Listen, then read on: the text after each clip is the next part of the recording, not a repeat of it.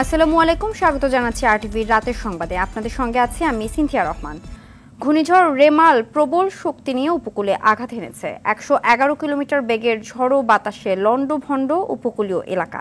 ঝড়ের তাণ্ডবে বরিশালে ৩, ভোলায় ২ এবং খুলনা, সাতক্ষীরা, কুয়াকাটা ও চট্টগ্রামে ১ করে মোট ১০ জনের মৃত্যু হয়েছে।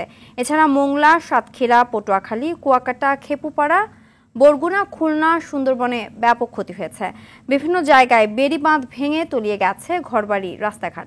গাছপালা উপড়ে বন্ধ হয়ে গেছে বিদ্যুৎ সংযোগ। প্রতিনিধিদের তথ্যচিত্রে নুসরাত জাহান সিনথির রিপোর্ট।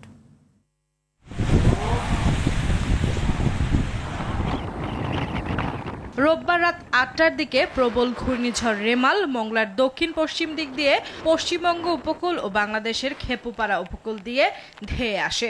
এই সময় ১১১ কিলোমিটার বেগে ঝোড়ো হাওয়া ও ভারী বৃষ্টিপাত হয়। রেমালের তাণ্ডবে গাছ উপড়ে ভোলার লালমোহন ও দৌলতখানে ১ নারী ও ১ শিশুর মৃত্যু হয়েছে। বরিশালের রূপাতলী ও বাকেরগঞ্জে দেয়াল ধসে ও গাছ চাপায় মারা গেছে ৩ জন। কুয়াকাটায় জোয়ারের পানিতে প্রাণ গেছে আরেক যুবকের। এছাড়াও জেলাগুলোতে ঝড়ের তাণ্ডবে ব্যাপক ক্ষতি হয়েছে। এদিকে দিনের আলো ফোটার সঙ্গে সঙ্গে বেরিয়ে আসছে রেমালের তাণ্ডবের ক্ষয়ক্ষতির চিহ্ন। সাতক্ষীরার শ্যামনগরের গাবুরা ইউনিয়নে রাতভর বৃষ্টির সঙ্গে ঝোড়ো হাওয়ায় ভেঙে গেছে অনেক ঘরবাড়ি, গাছপালা। পানিতে ডুবে মৃত্যু হয়েছে এক বৃদ্ধের। বিষখালী, সন্ধ্যা, পায়রা, আন্ধারমানিক, গলাচিপা ও তেঁতুলিয়া নদীর উপচে পড়া পানিতে বরগুনা ও পটুয়াখালী নিম্নাঞ্চল প্লাবিত হয়েছে। বরগুনায় তলিয়ে গেছে ২৭ গ্রাম, ভেঙে গেছে বন্যা নিয়ন্ত্রণ বাঁধ। সুন্দরবনে রেমালের তাণ্ডবে দুবলা, কটকা, কচিখালী ও হিরন পয়েন্ট এলাকা ৭ থেকে ৮ ফুট পানির নিচে তলিয়ে গেছে। সুন্দরবনের বিভিন্ন অফিস ও বন্যপ্রাণীদের মিঠা পানির একমাত্র উৎস পুকুরগুলো জলোচ্ছ্বাসের নোনা পানিতে তলিয়ে গেছে। বনের গাছপালারও ব্যাপক ক্ষয়ক্ষতি হয়েছে। বাগেরহাটে রাত জুড়ে ভারী বৃষ্টিপাত ও ঝোড়ো হাওয়ায় অনেক গাছ উপড়ে বিদ্যুৎ বিচ্ছিন্ন হয়ে পড়েছে বেশিরভাগ এলাকা। জেলার নিম্নাঞ্চল প্লাবিত হওয়ায় লাখ লাখ মানুষ পানিবন্দী হয়ে পড়েছে। খুলনায় জলোচ্ছ্বাসে বাটিয়াঘাটায় গাছ চাপা পড়ে ১ জনের মৃত্যু হয়েছে। কয়রা এবং দাকব উপজেলার বিভিন্ন জায়গায় বাঁধ ভেঙে অন্তত ২৩টি গ্রাম প্লাবিত হওয়ার পাশাপাশি ভেঙে গেছে শতাধিক চিংড়ির ঘের। পিরোজপুরের নিম্নাঞ্চল প্লাবিত হয়েছে। কোনো কোনো জায়গায় পানির উচ্চতা ২ থেকে ২.৫ ফুট পর্যন্ত বেড়েছে, ফলে যোগাযোগ ব্যবস্থা ভেঙে পড়েছে। হাতিয়ায় টানা বৃষ্টি ও জোয়ারের পানিতে নিঝুমদ্বীপ ইউনিয়ন প্লাবিত হয়েছে। নদীতে স্বাভাবিক জোয়ারের চেয়ে ৮ থেকে ১০ ফুট পানি বাড়ায় পানিবন্দী হয়ে পড়েছে ৯ ওয়ার্ডের ৫০,০০০ মানুষ। সেন্ট মার্টিন ও শাহপরীর দ্বীপের চারপাশে সাগরের পানির উচ্চতা আগের চেয়ে ৪ থেকে ৫ ফুট বেড়েছে। বাঁধ না থাকায় দ্বীপ দুটিতে ভাঙন দেখা দিয়েছে। রেমালের তাণ্ডবে উপকূলের বেশিরভাগ এলাকা পানিতে তলিয়ে যাওয়ায় আশ্রয় কেন্দ্রে উঠেছে প্রায় ৮ লাখ মানুষ। নুসরাত জাহান সিনথি, আরটিভি। গেল কয়েকটি ঘূর্ণিঝড়ের চেয়ে রেমালের তাণ্ডবে বেশি ক্ষতি হয়েছে, এমনটাই জানালেন দুর্যোগ ব্যবস্থাপনা ও ত্রাণ প্রতিমন্ত্রী মোহাম্মদ মুহিবুর রহমান। ঘূর্ণিঝড়ে ১৯ জেলার ৩৭,৫৮,০০০ মানুষ ক্ষতিগ্রস্ত হয়েছে। ৩৫,০০০-এর বেশি ঘরবাড়ি সম্পূর্ণ বিধ্বস্ত হয়েছে। আংশিক ক্ষতি হয়েছে ১,১৫,০০০। বিকেলে সচিবালয়ের সংবাদ সম্মেলনে এসব তথ্য জানিয়ে প্রতিমন্ত্রী বলেন, দুর্যোগ পরবর্তী কর্মকাণ্ড মোকাবিলায় কাজ করছে সরকার। বিস্তারিত জানাচ্ছেন নাজিফ ফরাইজি। প্রবল ঘূর্ণিঝড় রেমাল ব্যাপক তাণ্ডব চালিয়েছে দেশের উপকূলীয় জেলাগুলোতে। প্রাণহানির পাশাপাশি বিধ্বস্ত হয়েছে হাজারো ঘরবাড়ি, ক্ষতিগ্রস্ত হয়েছে ফসলের ক্ষেত, মাছের ঘের, সড়ক ও বেড়িবাঁধ।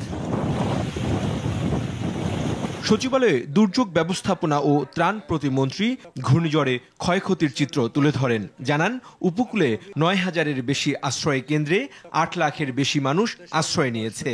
মোট ১৯টি জেলা ক্ষতিগ্রস্ত হয়েছে।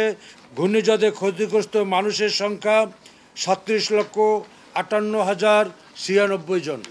সম্পূর্ণভাবে বিধ্বস্ত হয়েছে ৩৫,৪৮৩টি ঘরবাড়ি এবং আংশিকভাবে বিধ্বস্ত হয়েছে ১,১৪,৯৯২টি ঘরবাড়ি। প্রতিমন্ত্রী জানান আগাম প্রস্তুতি নেয় সফলভাবে ঘূর্ণিঝড় রেমাল মোকাবেলা করতে সক্ষম হয়েছে সরকার। তবে গেল কয়েকটি ঘূর্ণিঝড়ের চেয়ে এবার ক্ষতি বেশি হয়েছে। স্থানীয় সরকার সহ বিভিন্ন মন্ত্রণালয় কাজ করতেছে। এক কথায় আমাদের কার্যক্রম অব্যাহত রয়েছে যতক্ষণ পর্যন্ত আমরা সম্পূর্ণভাবে বুঝবো যে এই ঘূর্ণিঝড়টি থেকে আমরা নিরাপদ, ততক্ষণ পর্যন্ত আমাদের সমস্ত কার্যক্রমগুলি অব্যাহত থাকবে। সবাই আমরা যার যার যে স্কোপ আছে সেখানে আমরা মানুষের পাশে দাঁড়ানোর জন্য মাননীয় প্রধানমন্ত্রীর নির্দেশে আমরা কাজ করতেছি। প্রধানমন্ত্রীর নির্দেশে অন্যান্য মন্ত্রণালয়ের সঙ্গে সমন্বয় করে দুর্যোগ পরবর্তী কার্যক্রম পরিচালনা করা হচ্ছে। দুঃখ প্রকাশ করছি যে নাজিব ফরাইজি, RTV, ঢাকা। ঘূর্ণিঝড় রেমালের প্রভাবে দেশের উপকূলীয় অঞ্চলে প্রায় 2,70,00,000-এর বেশি গ্রাহক বিদ্যুৎ বিচ্ছিন্ন অবস্থায় আছেন। এর মধ্যে 2,66,26,550 গ্রাহক 80টি পল্লী বিদ্যুৎ সমিতির আওতাধীন। এছাড়া West zone power distribution company ওজোপাডিকোর 4,53,081 গ্রাহক বিদ্যুৎ বিচ্ছিন্ন অবস্থায় আছেন। সন্ধ্যায় বিদ্যুৎ, জ্বালানি ও খনিজ সম্পদ মন্ত্রণালয় এ তথ্য জানিয়েছে। মন্ত্রণালয় জানিয়েছে বিদ্যুৎ সরবরাহ স্বাভাবিক করার জন্য পল্লী বিদ্যুতায়ন বোর্ড এবং ওজোপাডিকোর কর্মীরা প্রয়োজনীয় মালামাল সহ প্রস্তুত আছেন। ঝড় বা বাতাস কমার সঙ্গে সঙ্গে বিদ্যুৎ সংযোগ স্বাভাবিক করা হবে।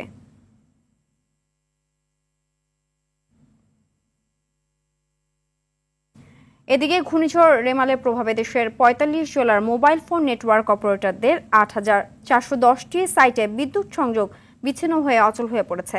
এসব এলাকায় বিদ্যুৎ ব্যবস্থা পুনরায় স্থাপনের জন্য অনুরোধ জানিয়েছে বাংলাদেশ টেলিযোগাযোগ নিয়ন্ত্রণ কমিশন।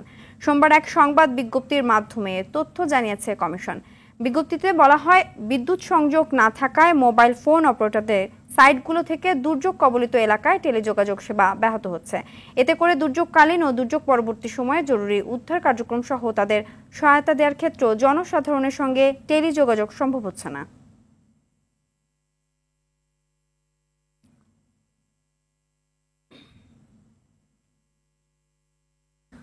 ঘূর্ণিঝড় রেমালের প্রভাবে রাজধানীতে একাধিক জায়গায় জলাবদ্ধতার পাশাপাশি গাছ ভেঙে পড়ে দুর্ভোগের সৃষ্টি হয়। রাজধানীর পান্থপথ, দোয়েল চত্বর, মহাখালী, গুলশান, তেজগাঁও সহ বেশ কয়েক জায়গায় প্রবল বাতাসের চাপে গাছ ভেঙে সড়কে পড়ে। এতে ওইসব এলাকায় ০.৫ ঘন্টা থেকে ১ ঘন্টার মতো যান চলাচলে প্রতিবন্ধকতা সৃষ্টি হয়।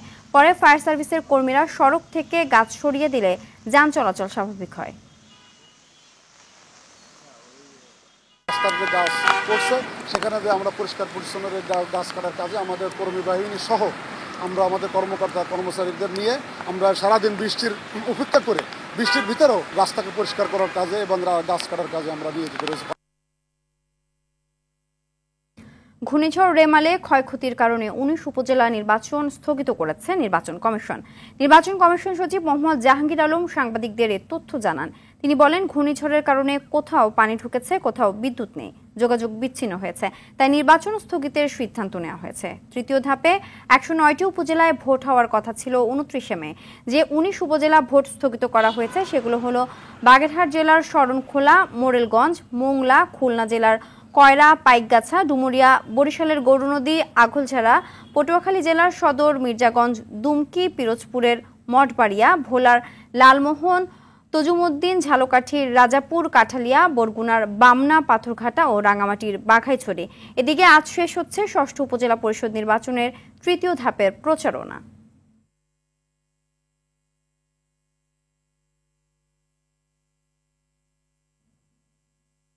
২০৪১ সালের মধ্যে উন্নত সমৃদ্ধ স্মার্ট বাংলাদেশ গড়তে মার্কিন ব্যবসায়ীদের অংশীদার হিসেবে পাশে থাকার আহ্বান জানিয়েছেন প্রধানমন্ত্রী শেখ হাসিনা।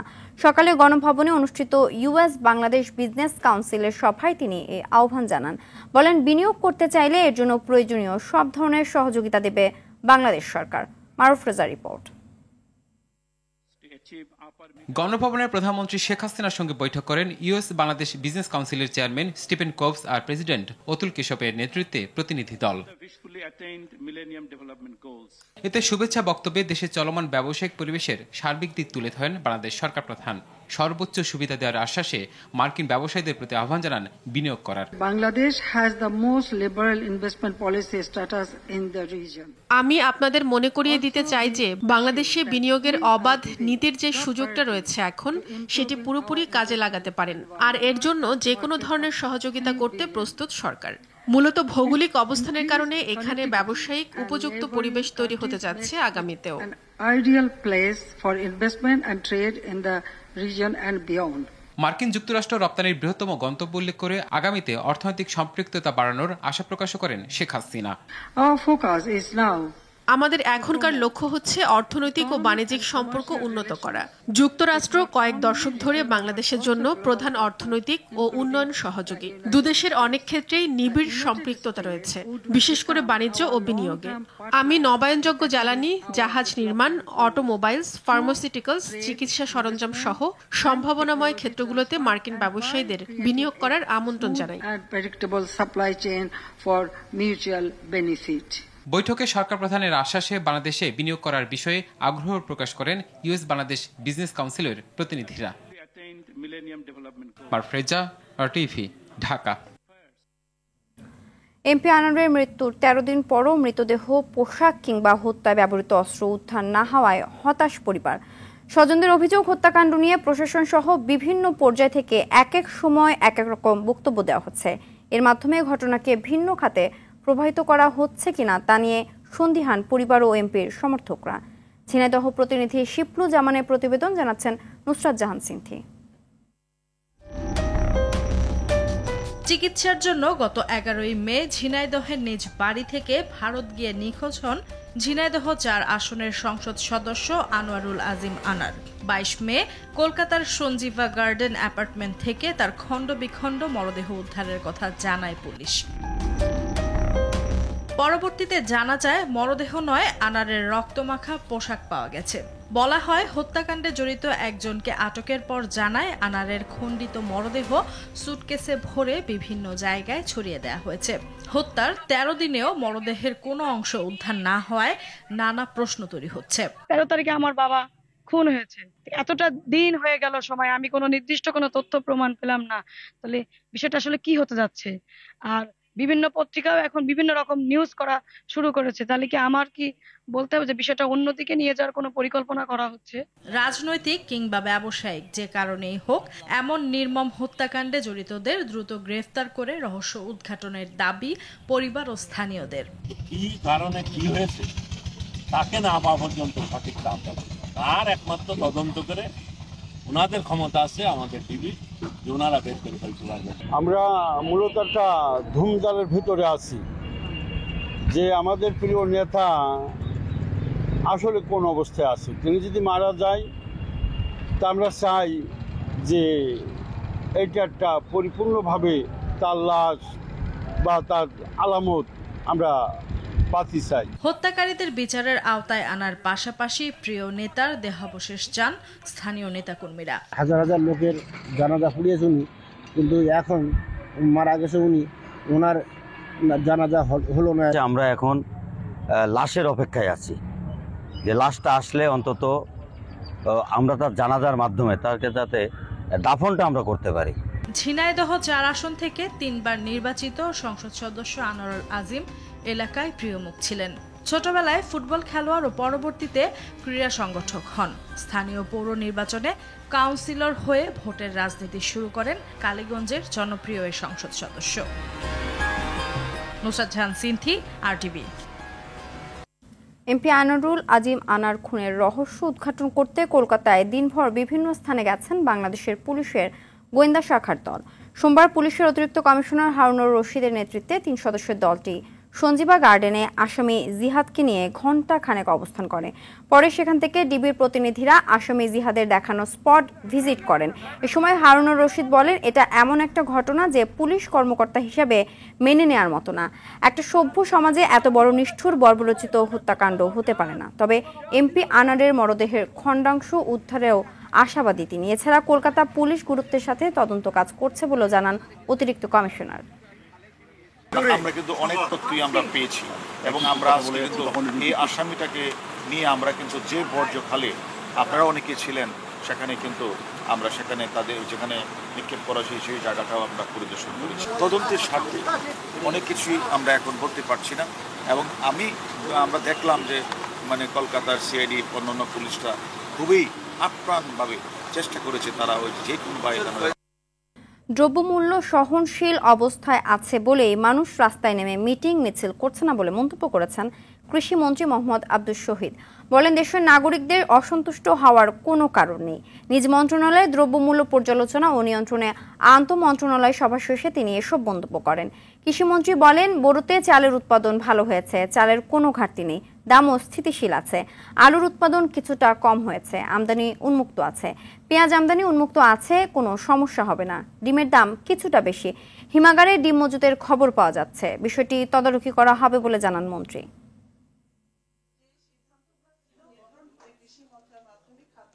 আমাদের মূল্য পরিস্থিতি আমাদের সহনশীল অবস্থায় আছে, এতে কোনো সন্দেহ নাই। না হলে কিন্তু আমরা দেখতেন 2 দিন পর মিছিল মিটিং এগুলা হয়তো, আর আমরা তো মিছিল করে করে এত বড় হয়েছি। এগুলা তো অতীতে একটু দাম বাড়লে রাস্তা গরম হয়ে যেত, এখন এগুলো তো নাই। সাবেক আইজিপি বেনজির আহমেদের আরও অবৈধ সম্পদ আছে কিনা অনুসন্ধান করা হচ্ছে বলে জানিয়েছেন দুদকের আইনজীবী খুরশিদ আলম খান। সকালে সুপ্রিম কোর্ট প্রাঙ্গণে সংবাদকর্মীদের সঙ্গে এক প্রশ্নের উত্তরে একথা জানান তিনি বলেন, প্রয়োজন মনে করলে আদালতে বেনজির আহমেদের বিদেশ যাত্রায় নিষেধাজ্ঞা চাইবেন তদন্ত কর্মকর্তা। এর আগে বেনজির আহমেদ ও তার স্ত্রী সন্তানের নামে থাকা আরও 113টি দলিলের সম্পদ এবং ঢাকার গুলশানের 4টি ফ্ল্যাটে জব্দের নির্দেশ দেন আদালত।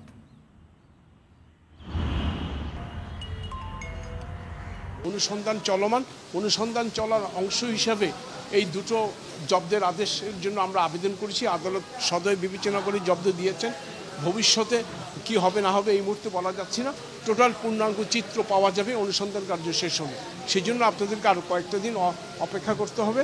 আমরা দ্রুত গতিতে এগিয়ে চলছি আইন বিধি মেনেই। কাজেই এখানে আশা করছি আমরা অতি সত্বর অনুসন্ধান শেষ করতে পারবো।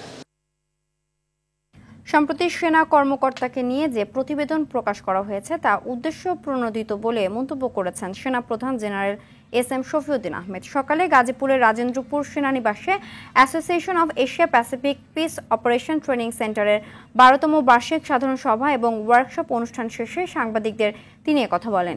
এ সময় অসৎ উদ্দেশ্যে প্রকাশিত প্রতিবেদনের তীব্র নিন্দা জানিয়ে সঠিক সময়ে প্রতিবেদনটি ভুল প্রমাণিত করতে সেনাবাহিনী সক্ষম হবে বলেও জানান তিনি। 90 কোটি টাকা আত্মসাৎ ও মানি লন্ডারিং এর অভিযোগে বেসিক ব্যাংকের সাবেক চেয়ারম্যান শেখ আব্দুল হাই বাচ্চু ও তার পরিবারের বিরুদ্ধে করা মামলার চার্জশিট দিয়েছে দুদক। একই দিন লা মেরিডিয়ানের মালিক আমিন আহমেদের বিরুদ্ধেও দেওয়া হয়েছে চার্জশিট। অবৈধ সম্পদ ও রাজস্ব ফাঁকির অভিযোগে গত বছর তার বিরুদ্ধে মামলা করে দুদক। রাজধানীর ক্যান্টনমেন্ট বাজারে প্রায় 31 কাঠার একটি জমি ক্রয় দেখিয়ে 95 কোটি টাকা গোপন এবং 850 কোটি টাকার রাজস্ব ফাঁকির অভিযোগ আছে তার বিরুদ্ধে। আর 3.5 কোটি টাকার ঋণ অনিয়মের অভিযোগে ব্যাংকের সাবেক চেয়ারম্যান শেখ আব্দুল হাই বাচ্চুর বিরুদ্ধে তদন্তে নেমে এর সত্যতা পায় দুদক।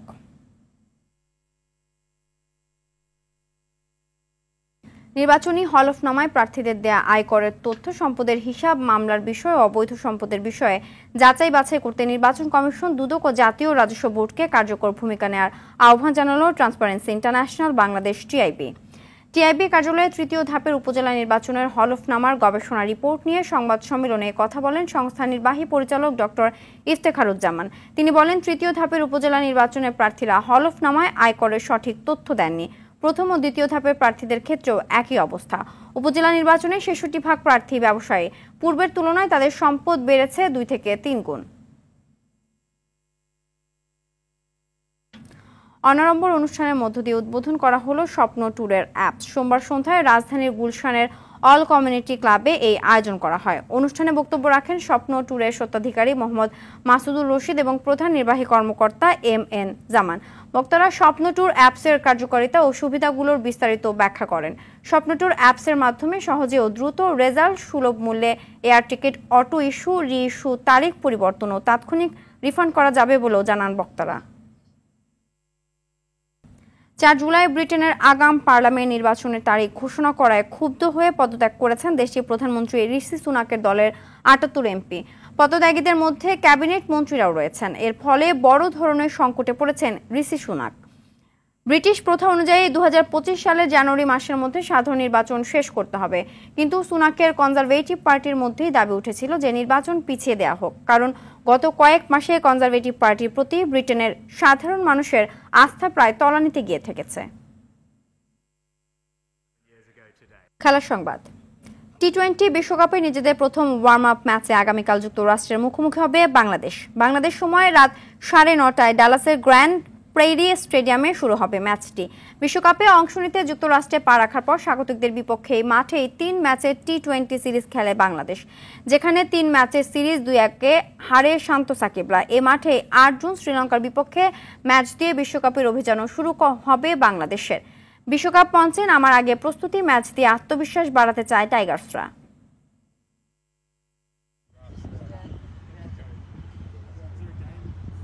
রাতের সংবাদ এ পর্যন্তই। সবশেষ সংবাদ জানতে যে কোনো মোবাইল ফোন থেকে 24141 নম্বরে ডায়াল করুন। মধ্যরাতের সংবাদ 1টায় দেখার আমন্ত্রণ রইল। ধন্যবাদ সবাইকে।